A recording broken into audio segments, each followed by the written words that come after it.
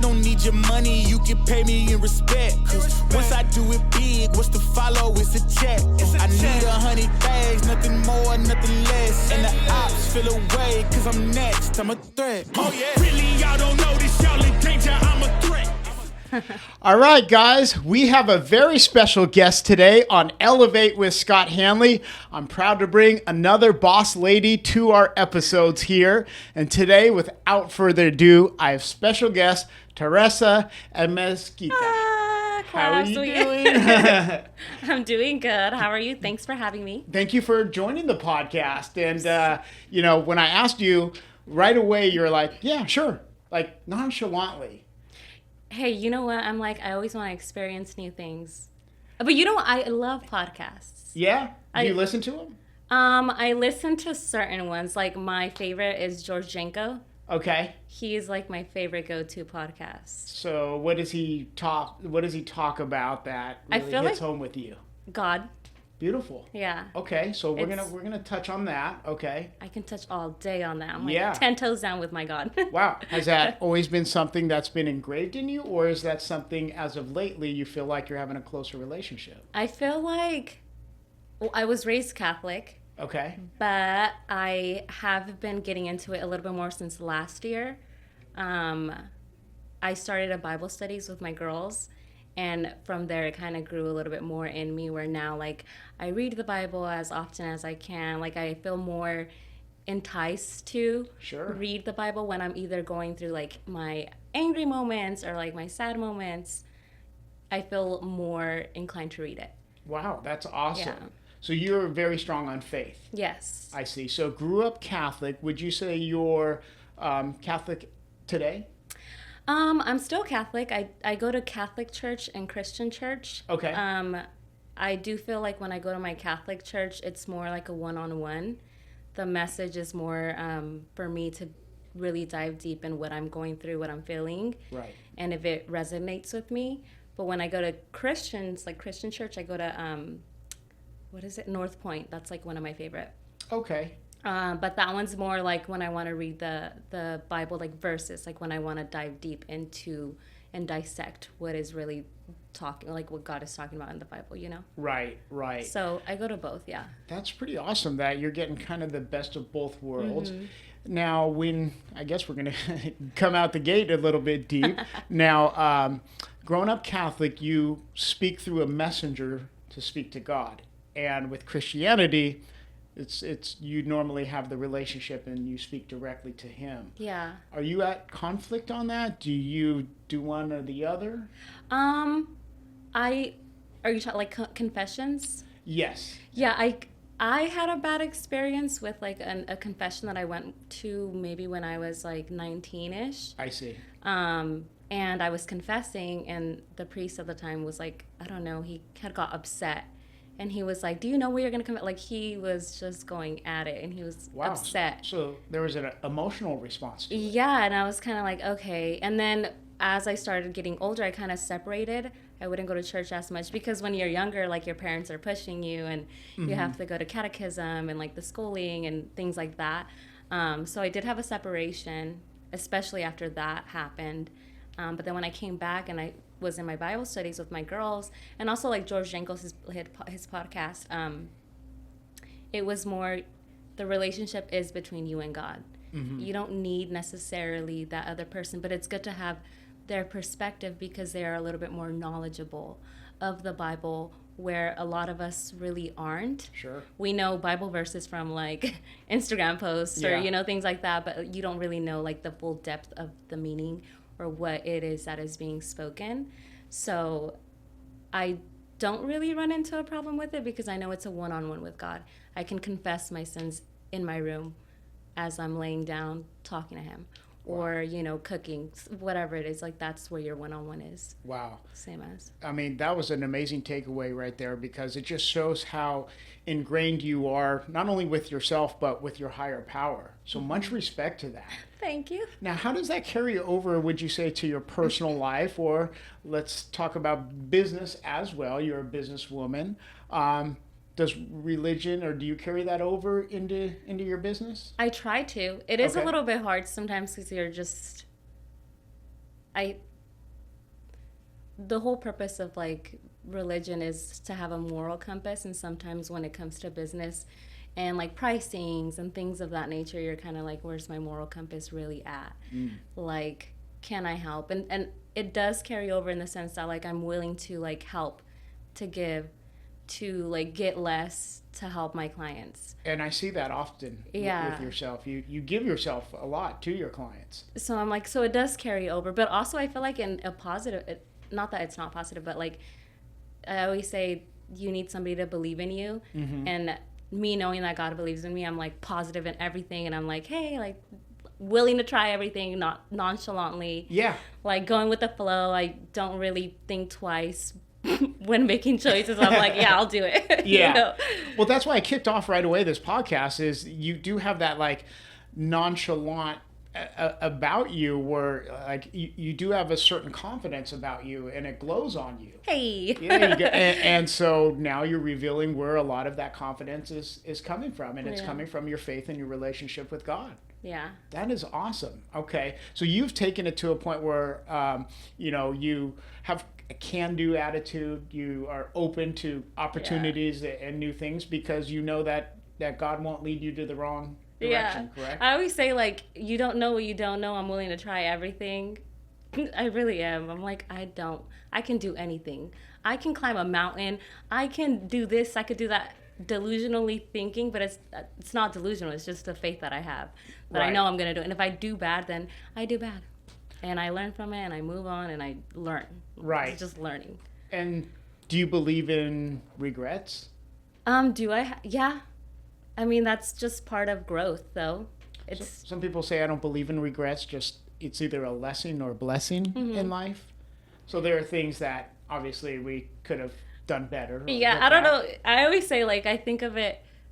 I do believe in regrets, but I do see that point. I do like that moving forward. I think I might think of that a little bit more, because sometimes I'm like, damn, I regret, I should have said this. I don't know if you've ever had those moments when you're having like an argument or like a tough conversation, and in the moment you're like having that conversation, then when you go home you're like, damn it, I could have said this. Yeah. You know, every so time. yeah.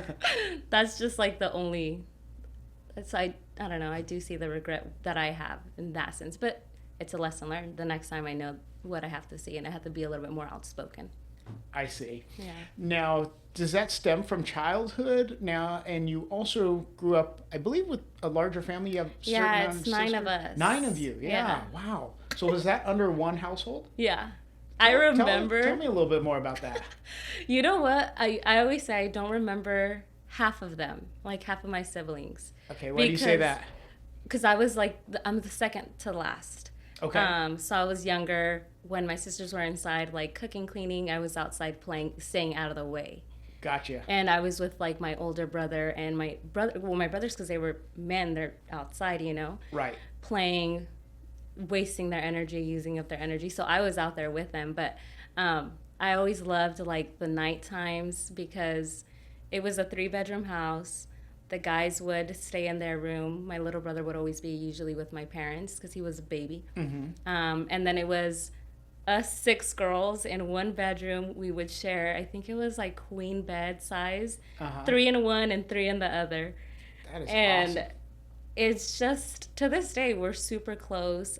My mom never let us have arguments. Like, she would always, like, if I was fighting with like my sister, she would make us hug 10 times, kiss each other 10 times, say I love you 10 times.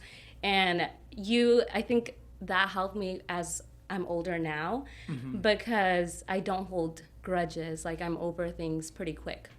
And wow, that's so the count of 10. I'm going to take that into with my daughter and my son. Okay, so that she made you hugged it out. Yeah, it was like, tell them you love them 10 times, tell them you hug them 10 times, and whatever it was. So a lot of love in the household. Yeah. And you guys are very close today. Yeah. That's beautiful. Yeah. So how about the brothers? Were they protective? Yes, I feel they were super protective. They would always give us like little nuggets, like, don't do that when somebody's telling you this, like, you know, watch out for these things. Giving you wisdom. Yeah, but also like the hard work that you would see in them, because they did start working a little like at a younger age because they wanted to help provide.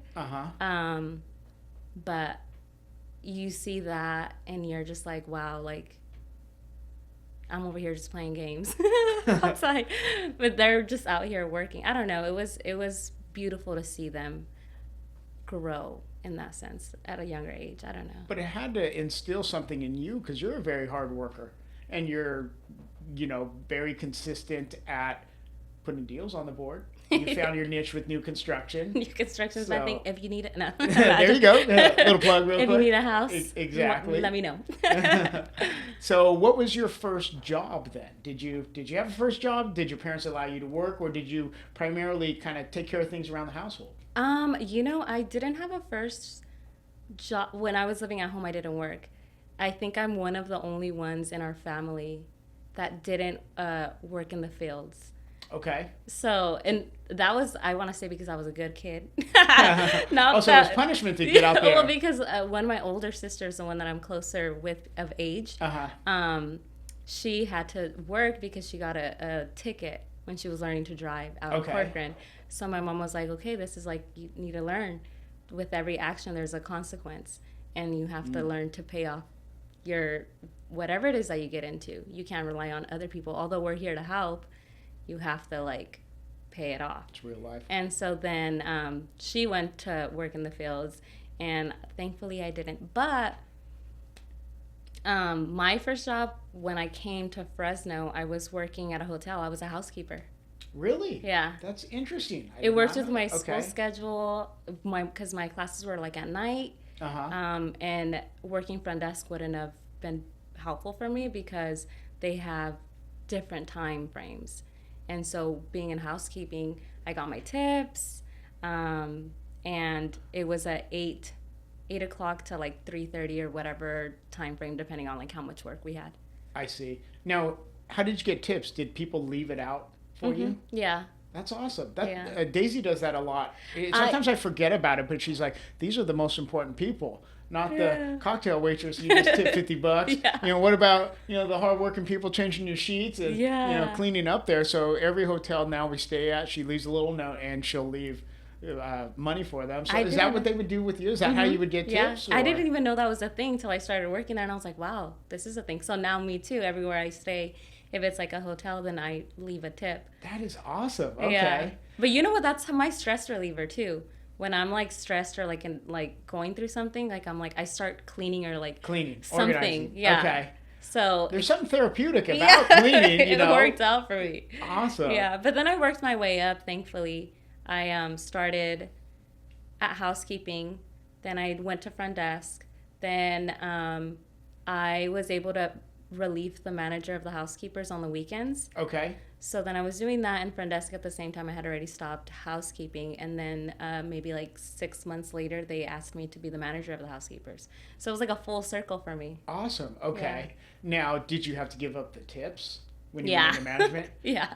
Did it still work out? Because I remember when I worked at Marie Callender's, they tried to get me to work in management, but I became the lead server. And I would make more in tips for the amount of hours I would put in. So I was like, I'll keep it rocking with the server. Yeah.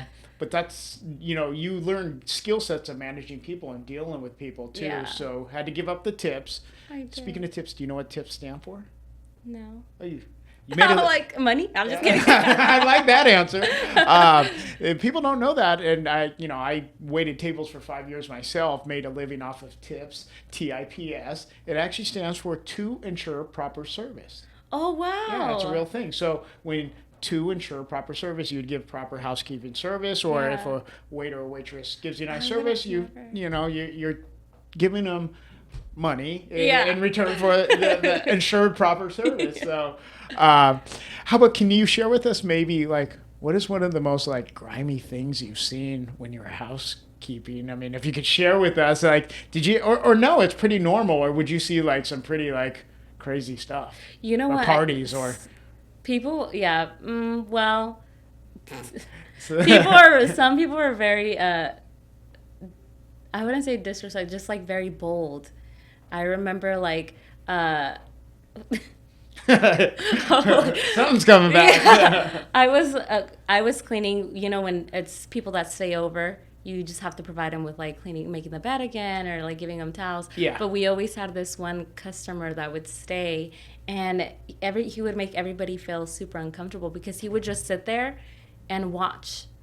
Oh damn! That's And creepy. like, but creepily, Yeah. and you would get like that vibe, like, Yeah, you just know, feel that weird energy in there. yeah. And so we would always take somebody with us. Okay. But other than like dirty things that you would find, you would find them everywhere. Like in the Bibles that we would have, like people would hide them everywhere. It seems like it was like a sport for them or something. I don't know. Oh wow. Yeah, Okay. but nothing crazy. I don't think I've ever.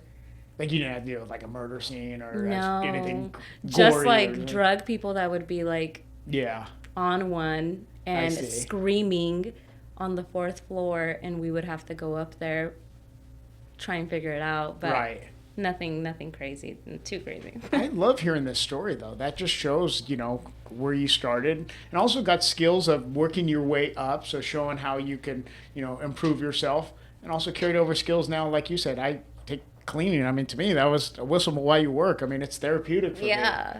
I'm like that too. It's just like I have to, for my mind to be clear, certain things have to be clear. And when they're not organized, I feel like I'm out of array there. I feel like for a while I was like so embarrassed of it. I was like, I used to be like a housekeeper, but now I'm just like, no, like. And you just told me that. I thought that perfect was the for most me. awesome thing that I've heard from you in a long time because Dang, all that my is- jokes and all. No, I'm just kidding. because that's real. I mean, Yeah. that's real, and it shows where you started, and Mm-hmm. I love that you're sharing that. So that was you came to Fresno. Was that hard leaving the family of 9 when you came to Fresno, or did you come with maybe sisters and brothers? Yeah, I had my siblings, like my older sister. That's why I moved to Fresno, and it was easier to Fresno. My parents were like okay with it because I moved in with my sisters, and then after that it was me, my sister that I'm closest with in age, and then my brother that she's closest with in age. So it was us three. We moved into an apartment, and I went back to like sharing. So it was, I've always like lived with family. That's It was awesome. always comfortable. That's like, it's for me, like family is like everything. We're just super close, and I thank God for that too, because I know of families that aren't so close, or prioritize other things, Right. worldly things. I feel like a lot of people do. Well, it's good to know you have that support system. Yeah. So not only do you have your faith, you have your family. So you're and I'm sure friends. So your 3 F's are covered there. Very full. Very full. So, okay, so moved our way up to management in hotels. At what point, what attracted you to real estate? What got you into real estate? I have a lot of friends that are You in do? real estate. Yeah. Well, it seems like they know you. Yeah. Like I have a lot of friends that are in real estate, and that's kind of what pushed me. My best friend at the time, she was getting into real estate because her uncle's in real estate. Okay. And I consider him like a family friend because of her. And he was just like, hey, like you guys should do this. He had spoke with her, and then she spoke with me, and then we all spoke together, and I was just like, okay, yeah, you're right. This is something. It Right. started off with wholesaling more. But while we got our license, so that we can like uphold and keep ourselves. Right. Wow. That's No wonder something. we've had conversations on, Yeah. notice of defaults and wholesale and stuff like To that. this day, I feel like that's where I want my real estate to take me. Not necessarily. I mean, I love, showing homes and being there and guiding people through their home process. But ideally, it's gonna be like investments where I want to get into, and like the flipping side. Yeah. And, like the wholesale side of things. Like that's where I want to go when it comes to like real estate. Right. Well, you're in the right space. Hello. Exactly. And I know you'll do very well at that. A funny story I remember, speaking of like your nonchalant, I remember we were talking about different avenues to try to lead gen, right? Yeah. And I clearly remember asking you about door knocking. I go, like, well, what about door knocking? And you nonchalantly were like, sure. And like, I'm not used to that. Most people are so afraid of like door knocking, and they will not door knock. And you're like, let's go. Like nonchalantly, I'm like, wait. You're like, just kidding. And so you are willing to pound the pavement and get out there. So, where does that can-do attitude, is that the faith? Yeah, honestly for me, I'm more of like, how would I explain it? I'm not a cold caller. Mm-hmm. That makes me nervous. That I'm like the unknown on the other side, not knowing how their day was, like what's going on with them, like, and getting like a bad response. That's like the fear of rejection that I would have, would be cold calling. But in person, if I can see them, I'm like, okay, I can keep it short. Mm-hmm. Like I know the cues, I guess. Right. So I'm like, I'd rather do door knocking than cold calling all day, every day. But that's gumption. Especially like something like, it's like, make sure a male's with you, make sure there's no creeps, don't go to a weird neighborhood. Yeah. But you're like, I can hold my ground. Yeah, look at, hey, we're going to be just fine. Yeah, exactly. But the times I've heard you on the phone, you've been very articulate, very polished. So I think it's just a matter of doing it. Now let's reflect back on that a little bit. You mentioned fear of rejection. You're not someone, I know for a fact, you are not someone that seeks external validations. So why would that emotionally bother you if someone told you no or hung up on you? On the phone? Yeah. Dang, that's a good question. That is difficult for me, I think, especially on the phone. Just because I like to like let them know that I'm not here just to like jip them. Is that the word? I'm not trying to like do greasy salesman. Yeah, I'm not trying to do that. And I feel like over the phone, when I can't explain myself, I'm like, hey, like, I'm just here to give you answers, questions, answer whatever it is that you need me to. That's all I want to. I'm not here for ill intent. And over the phone, I feel like I can't do that. So that fear of like rejection and not be able to explain myself, my character comes into play. That is awesome. So it's internal. Yeah. Beautiful. Yeah. Wow. It takes a podcast for me to get that out of you. The real reason why you were hitting the phones. Oh my God. Yeah, I remember you one time, I was in Ethan's office and you came in and you're like, I'll give you like this person, this lead if you answer. And I was like, you started sinking in your seat. Yeah, I was like, you know what, just give it to somebody else. Yeah. Reminded me of that meme where like Homer Simpson goes into the bushes and starts like disappearing. Yeah. Literally. Right.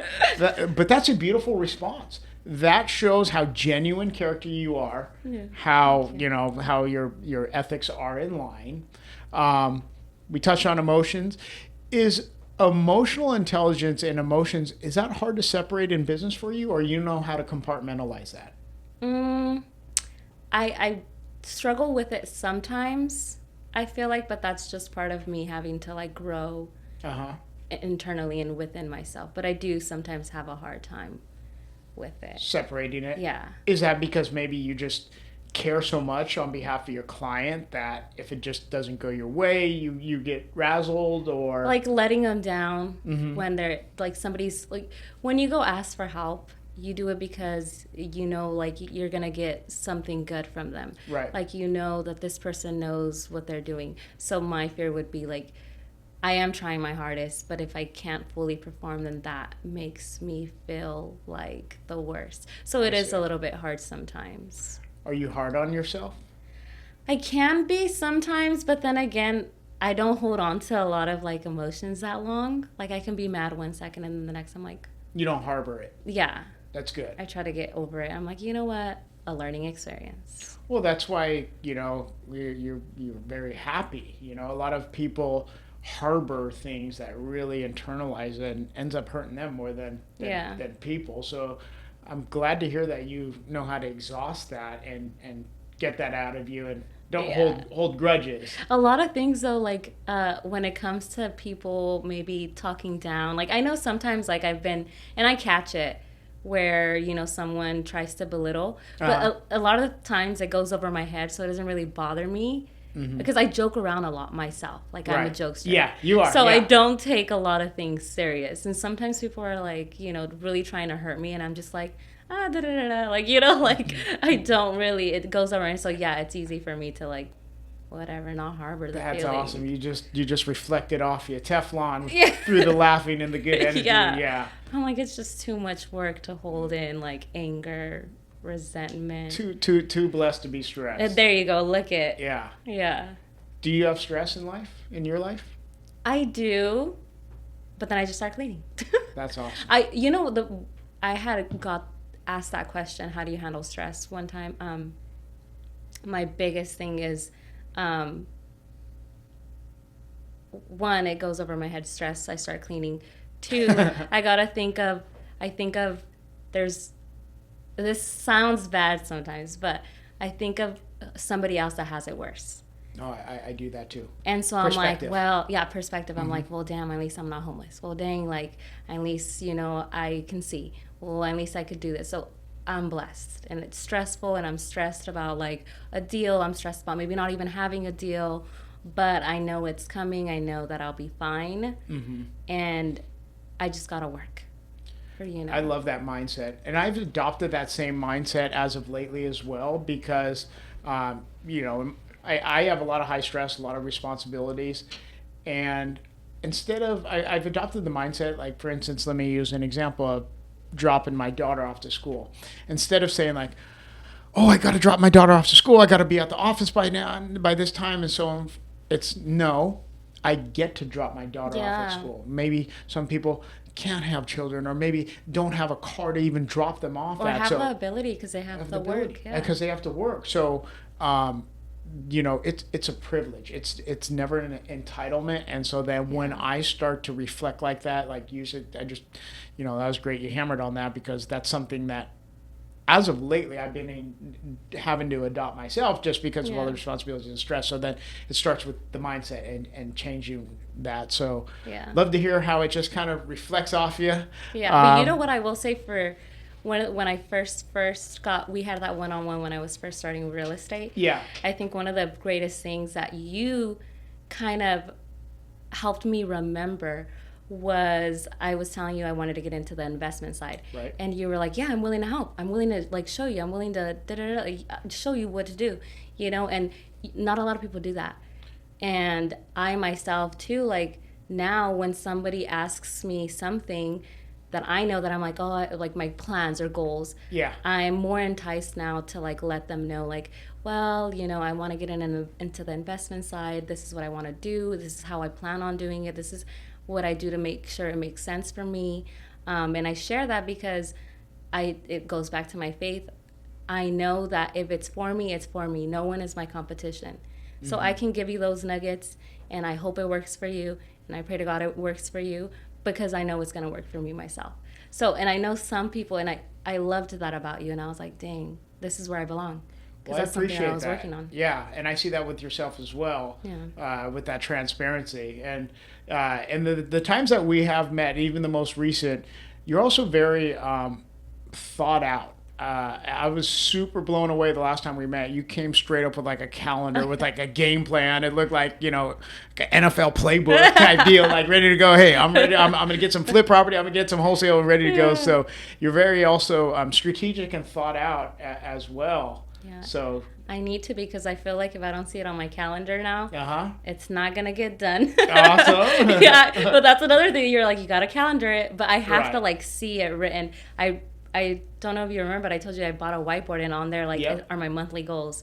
And I'm like, you gotta do this, you gotta do that. Are you hitting this? Are you hitting that? But I have to see it to remind myself. And so I put it in my makeup room, and I'm like, okay, did I do that? Did I thank God when I woke up? Did I hit the gym? Damn it, I did it. Something I'm like, okay, I'm lacking. I gotta, like, it reminds me of what I need to do. So I'm like, you have a very powerful mindset. Thank you. And it carries over to real estate, and we often say 80-90% of this business is mindset. That's why we touched on emotional intelligence, just because oftentimes we're carrying the weight of a family's biggest purchase in their life, and especially doing requests for repairs, and things get high stakes get very high. It could be a lot of emotions. I've seen people almost cancel real estate deals over a seller not willing to replace a bathtub stop, something that small, and they're just thinking so emotionally and not thinking the bigger picture. So that's something that you have a very, very strong mindset. We touched on happiness. I wanted to kind of dig on that a little bit. Do you feel life is about happiness? I feel like life is about peace. Love it. Yeah. Okay. I mean, it comes with happiness. It comes with, but so long as you're at peace with yourself, I feel like you're set, Yeah. Is that Do you meditate, or is that because that was a very like Zen answer?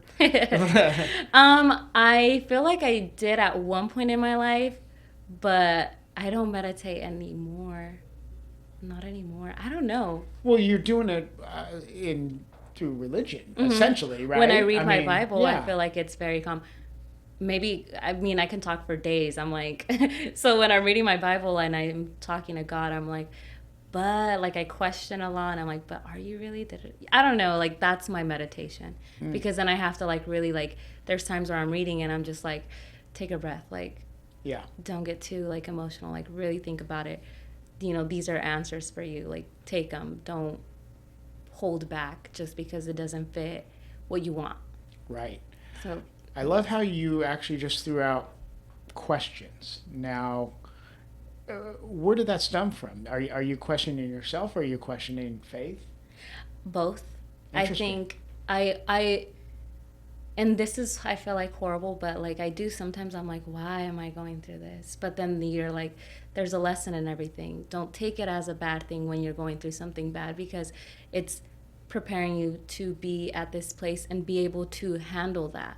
Right. There was this podcast I think I was watching, and this guy was like, we often ask God for things, and when we don't get them, we're like, what the heck? But if we don't know how to handle it, the guy was like handing this person, okay, hold this. Are you really ready for it? Yeah, and it's like you're not ready for it because you need to allow God to show you how to handle this, and this. And it'll show you how to grab and hold things properly so where you're successful. But if you're just asking and wanting him to give it to you, and not ready for it and not knowing how to like hold everything, you're never going to get it. You're going to have it, but it's not going to last for you. Right. So I think of that all the time. And do you feel it's on his time and not your time when you ask for it? Yeah, it is. And it's hard for me sometimes because I feel like I can be very impatient. I see. I'm like, if I want something, I want it now. And that's something I'm like, sometimes I'm like, that's why I question. I'm like, why can I not have it right now? But I'm just not prepared to hold it yet. So I just like have to remind myself of that. Do you believe maybe that blessing can also come in a different form? In what sense? Well, let's say you ask for something, but a blessing comes in another form. But when you ask for that something, that could have been answered through that other form. Do you ever feel that, or? Yeah, I do. And I mean, I think it goes back to like, just because it's not how you want it, doesn't mean you're not getting it. I like that. Yeah. Now, you mentioned you do readings. Old Testament or New Testament?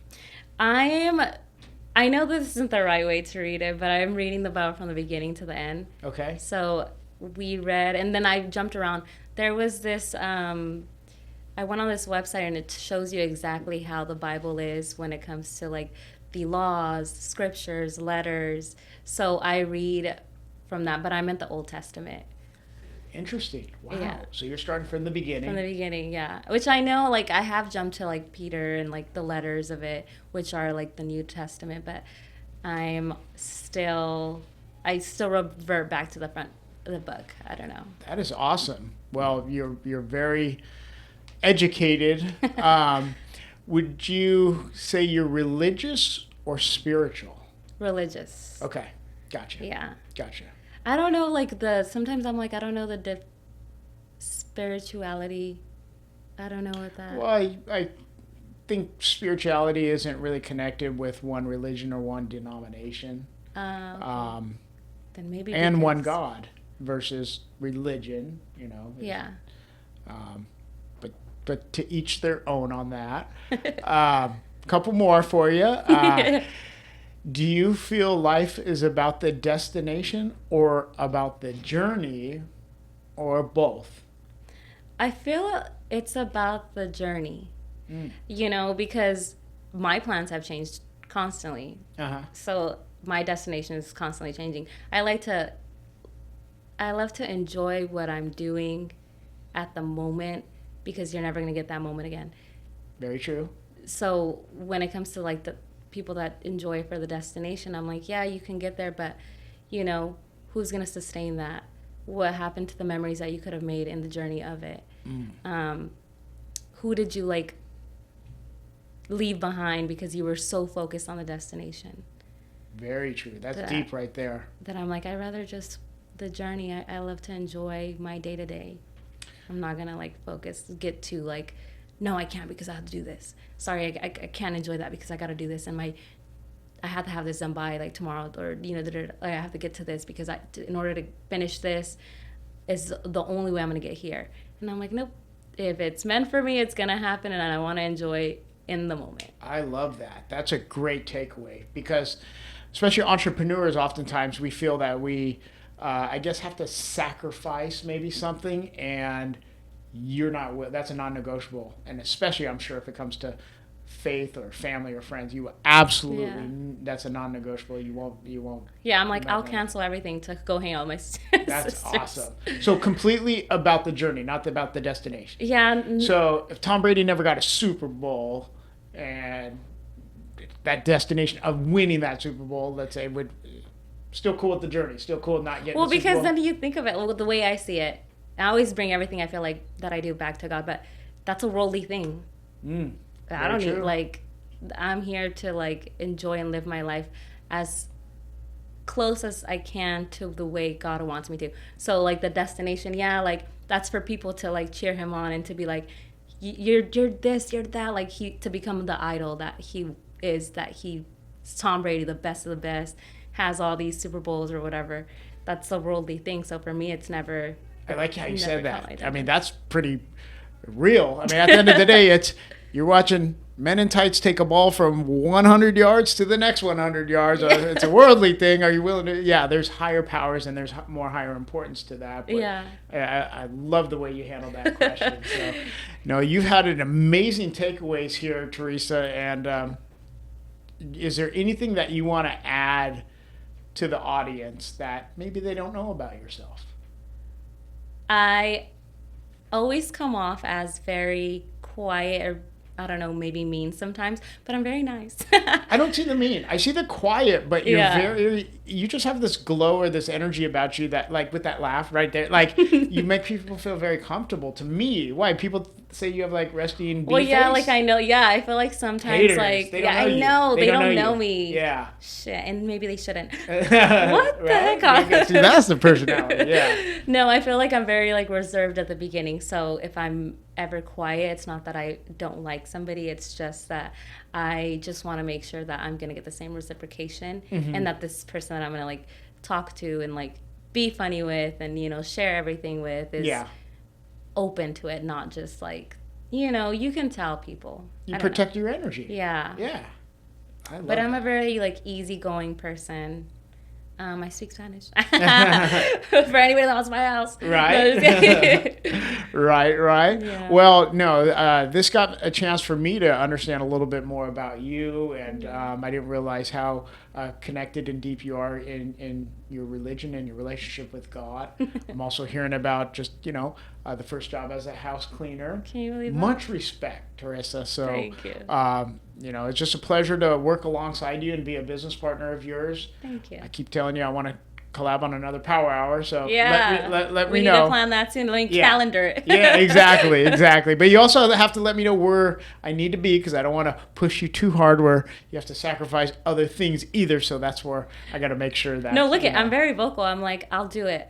Let me know when this, that, but I'll also let you know. Sorry about it, can't do it. Yeah, but I could take a page out of your book on some of that stuff. Yeah, especially in an environment where we move high pace and around here, so there's some takeaways I'm going to take on my weekend this weekend on some of the things that you said. Especially about on having to not sacrifice and just your outlet through your faith. I myself was in preschool with Northwest, so I grew up, my foundation was Christian. Oh, wow. And Daisy's foundation was Catholic, so kind of like you, we get the best of both worlds over here. You really do. Yeah, so but it's just amazing. So well, thank you again, Teresa, and this has been an amazing conversation, and check us on the next one. On the next one. Let's go.